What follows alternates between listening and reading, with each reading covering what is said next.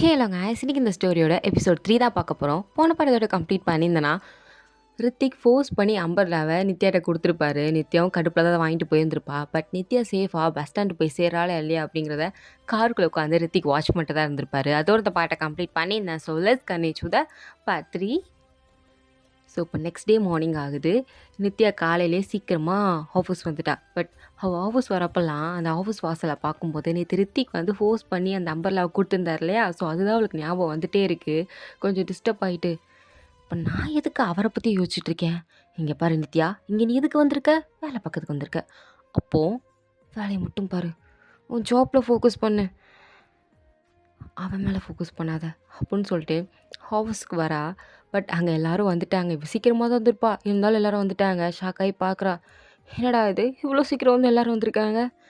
சரி அப்படின்னு ஒர்க் பார்த்துட்டு இருக்கும்போதே அங்கேருந்து ரித்திக் வராரு. பயங்கர கோல்டாக இருக்குது அவரோட ஃபேஸு.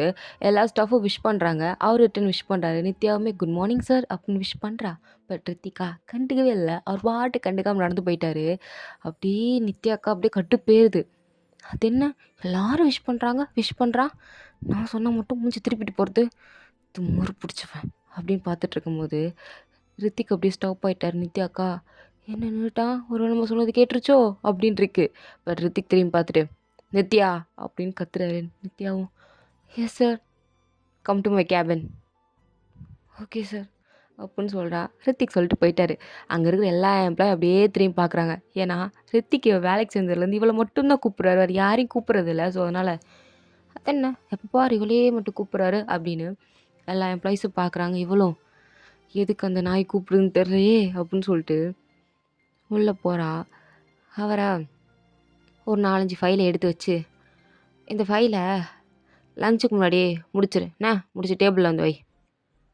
என்ன லஞ்சுக்கு முன்னாடி முக்கணுமா அப்படின்னு அந்த ஃபைலை திறந்து பார்க்குறா. அவளோட கண்ணு ரெண்டும் அப்படியே பிதுங்கி வெளியே வந்துடும் போல், அந்த அளவுக்கு பெருசாக வந்துட்டு அப்படியே ரித்திக்கை ஷாக்காக பார்க்குறா. ரித்திக்கும் என்ன லுக்கு, போய் முடிச்சிட்டு வா.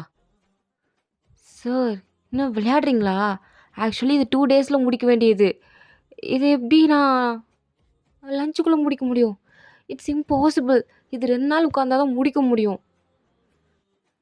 இங்கே பாரு நித்யா, உங்ககிட்ட நான் எந்த ஒரு எக்ஸ்கியூஸும் கேட்கல, என்னமும் கேட்கல. என்ன பண்ணி கொடு போ. உனக்கு என்ன நான் இப்படி கஷ்டப்படுறது விளையாட்டா தெரியுதா? நான் கஷ்டப்படுறத பார்த்து நீ சிரிச்சிட்டு இருக்க. உனக்கு என்ன இது என்ஜாய்மெண்ட்டாக இருக்கா என்னை கடுப்பத்தி பார்க்குறதுல அப்படின்னு பாசு கூட பார்க்காம கத்திட்டா. அதுக்கு ரித்திக்கும் அப்படியே ஸ்ட்ரைட்டாக நித்யாவோட கண்ணை பார்த்து, உன்னால் முடிஞ்சா இங்கே வேலை பாரு, நான் சொல்கிறத செய், முடியலையா ரிசைன் பண்ணிட்டு கிளம்பு, உன்னை யாரும் இங்கே தாங்கிட்டு இல்லை, புரியுதா அப்படின்னு அவர் சொல்கிறாரு. நித்யாக்கா நீ என்ன நினைக்கிறங்கிறது எனக்கு தெரியும். நீ கொடுக்குற டார்ச்சரில் நானே ரிசைன் பண்ணிட்டு போகணுன்னு நீ எக்ஸ்பெக்ட் பண்ணுற. பட் அது நடக்காது. அப்படியா? சரி, அப்புறம் நான் இந்த ஃபைலை முடிப்பேன், முடிச்சு காட்டுறேன், அதையும் நான் பார்க்குறேன் அப்படின்னு ரித்திக் அப்படியே தெனாவட்டாக சொல்கிறாரா. நித்யாவுக்கு அவ்வளோ கோவம், அப்படியே பலார் அவன் கன்னத்துலேயே அரைகிறாமா அப்படின்ற அளவுக்கு ஒரு வெறி வருது. அப்படியே முறைச்சிட்டே அந்த ஃபைலை எடுத்துகிட்டு வந்து உட்கார்றா. பட் அவளுக்கு எப்படி முடிக்க போகிறேன்னு தெரில, பட் முடிக்கணும் அப்படின்ற ஒன்று மட்டும் மைண்டில் செட் ஆகிடுச்சு. ஸோ வேகமாக ஒர்க் பண்ணுறா. ஒரு 4 hours கழித்து பயங்கர டயர்டாக அப்படியே ரித்திக்கோட கேபினுக்குள்ளே வரா. வந்து அந்த ஃபைலை சப்மிட் பண்ணிட்டு, நீங்கள் சொன்ன மாதிரி லஞ்சுக்கு முன்னாடி நான் இந்த ஃபைலை கம்ப்ளீட் பண்ணிட்டேன் அப்படின்னு சொல்கிறாளா. அப்படியே நித்யா மேலே எங்கேயும் பார்த்துட்டு அந்த ஃபைலை அப்படியே திறந்து பார்க்குறான். பார்த்துட்டு ரித்திக்கே ஒரு செகண்ட் அப்படியே ஷாக் ஆகிட்டாரு. Because for the first time Nithya கொடுத்த ஃபைலில் ஏதாவது ஒரு மிஸ்டேக் இருந்துகிட்டே இருக்கும். ஆனால் இப்போ தான் எந்த ஒரு மிஸ்டேக்கும் இல்லாமல் அப்படியே பர்ஃபெக்டாக இருக்குது. பட் அவர் கொஞ்சம் ஷாக் ஆகுறாரு. பட் ஃபேஸ்லலாம் காமிச்சிக்காம அக்செப்ட் அப்படின்றாரு. என்ன அவ்வளோதானா? இதுக்கு தான் நான் 4 முறை நாயாக போய் வேலை செஞ்சேனா அப்படின்னு பார்த்துட்டே, இது நீ சொல்கிறதுக்காண்டி தான் என்னை இவ்வளோ கஷ்டப்படுத்தினியா 4 hours? நான் ஈவன் தண்ணி கூட குடிக்கல தெரியுமா? அவ்வளோ கஷ்டப்பட்டு இந்த ஒர்க்கை முடிச்சிருக்கேன். நீ ஜஸ்ட் அக்செப்டட் அப்படின்னு மட்டும் சொல்கிற. How dare you? அப்புறம் ரிஜெக்ட்னு சொன்னால் மட்டும் என்ன பண்ண போகிற அப்படின்றான். நீ எல்லாம் மனுஷனே இல்ல தெரியுமா? நீ ச்சீ!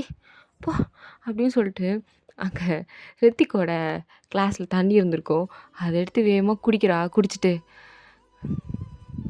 "மிருகத்தனமான மனுஷன் நீ" அப்படின்னு சொல்லிட்டு அங்கேருந்து அவ பாட்டுக்கு விறுவிறுன்னு போறா. பட் அவ போனதுக்கப்புறம் ரித்திக் அப்படியே சிரிக்கிறாரு. இவள டீஸ் பண்ணி பார்க்குறது நல்லா தான் இருக்கு அப்படின்னு சிரிச்சுட்டே அவள பார்த்துட்ருக்காரு. அவ 4 மணி நேரம் ரெஸ்ட் ரூம் கூட போயிருக்க மாட்டா போல. ஸோ இப்போ ரெஸ்ட் ரூமுக்கு தான் ஓடிட்டுருக்கா. ஸோ ரெஸ்ட் ரூம்லாம் போயிட்டு வந்துட்டு அப்படியே ரிலாக்ஸா அவளோட பிளேஸ்ல வந்து உட்காந்தா. அங்க ஒரு காஃபி இருக்கு. யார்ரா இங்க காஃபி வச்சது அப்படின்னு சுத்தி முத்தி பார்க்குறா. யாருன்னு தெரியல. அப்ப அசிஸ்டண்ட்டா சிரிச்சுட்டே போறத பார்த்து, "ஒரு வேளை இவர் தான் நம்ம கஷ்டப்படுறோன்னு காஃபி வச்சிருப்பாரோ?" அப்படின்னு நெனச்சுட்டு அந்த காஃபி எடுத்து குடிச்சிட்டு இருக்கா. ஸோ எப்படியோ ஆஃபீஸ் முடியுது. ஆஃபீஸ் முடிஞ்சு வழக்கம் போல இவளும் வெளிய வரா. பட் நித்யா வெளிய வர நேரம் நேத்து எப்படி மழை பெஞ்சுச்சோ, அதே மாரி இன்னைக்கும் மழை பெய்யுது. அவளுக்கா கடுப்பா இருக்கு. பட் இன்னைக்கு பஸ் ஸ்டாண்ட்ல தான் நிக்கிறா. பட் எந்த ஒரு பஸ்ஸும் வரல. ஏன் எனக்கு மட்டும் இப்படி நடக்குது அப்படின்னு பேக் ஓப்பன் பண்ணி பார்த்தா, மேடம் இன்னைக்கும் அம்பர்லாவ கொண்டு வரதுக்கு மறந்துட்டாங்க. தலையில அடிக்கிறா. அடி பைத்தியக்காரி! இன்னைக்குமா மறந்து தொலைவ? கொஞ்சம் கூட அறிவுங்கிறதே இல்ல உனக்கு. ஷோ! அப்ப நிக்கும்போது தான், அவ முன்னாடி ஒரு பிளாக் கலர் லக்ஸூரியான கார் வந்து நிக்குது. அந்த கார்லேருந்து ரித்திக் அப்படியே விண்டோவ கீழ ஆக்கிட்டு, "நேத்து நான் குடுத்த கொடை எங்க?" அப்படின்னு கேட்குறான். இவளுக்கா, "அ வீட்ல வச்சுட்டு வந்துட்டேன் சார்." "கொடைய வீட்ல வச்சுட்டு வந்துட்டு, இங்க மழையில டான்ஸ் ஆடிட்டு இருக்கியா?" "இல்லையே சார், நின்னுட்டு தான் இருக்கேன். டான்ஸ்லாம் ஆடல." "என்ன திமிரா?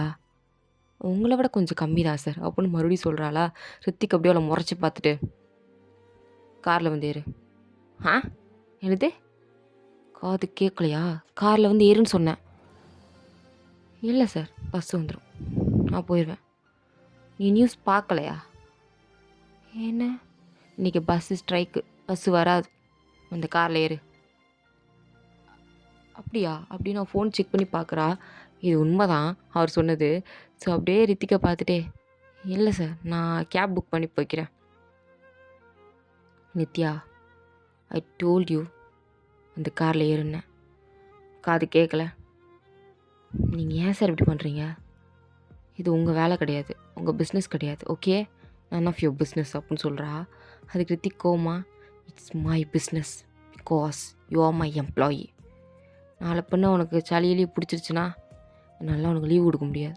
சும்மாவே நான் கொடுமைப்படுத்துறேன்னு சொல்லிட்டு இருக்க. இதில் இதை வேற சேர்க்க போறியா? ஒழுங்கா வந்து காரில் ஏறு."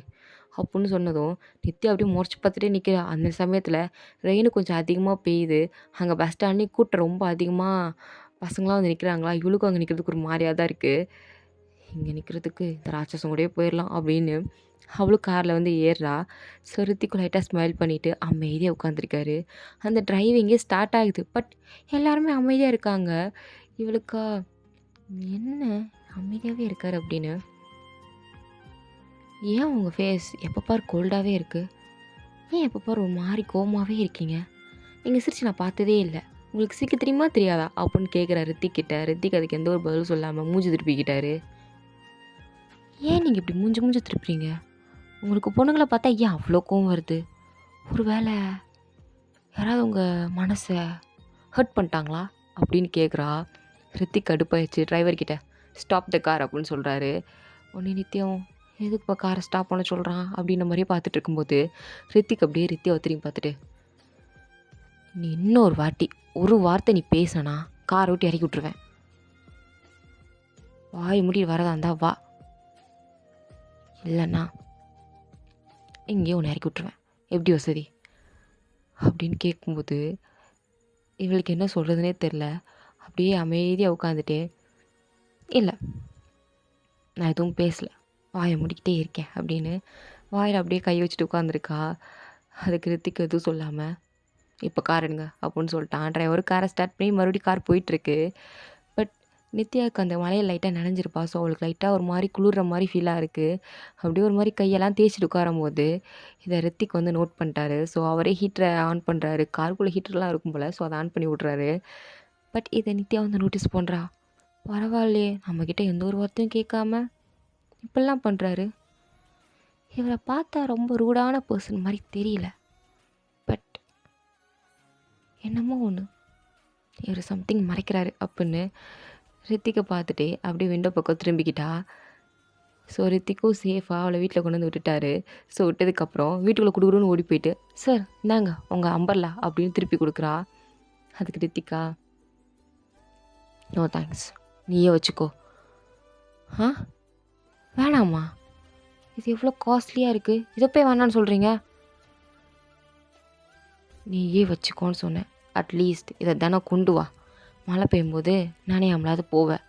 புரியுதா?" "புரியுது, நல்லா புரியுது" அப்படின்னு சொல்லிட்டு அமைதியாக நிற்கிறாளா. போன ரித்திகா திரும்பி வந்து, "நான் இதெல்லாம் பண்ணுறேன் அப்படிங்கிறதுக்காண்டி உன் மேலே எனக்கு இன்ட்ரெஸ்ட் இருக்குன்னு மட்டும் தப்பாக நினச்சிக்காத, சரியா? அந்த மாதிரி ஒரு விளக்கணும் இல்லை." "ஐயோ சார், நான் அப்படிலாம் நினைக்கவே இல்லை. நீங்கள் எப்படி நினைக்கிறீங்க?" "நீ சும்மா சொல்லாத, உன் மூஞ்ச பார்த்தாலே தெரியுது" அப்படின்னு சொல்லிட்டு போகிறாரு. அப்படியே நித்தியம் முறைச்சி பார்த்து நின்றுட்டுருக்கா. ஸோ இதோட பாட்டு கம்ப்ளீட் ஆகுது.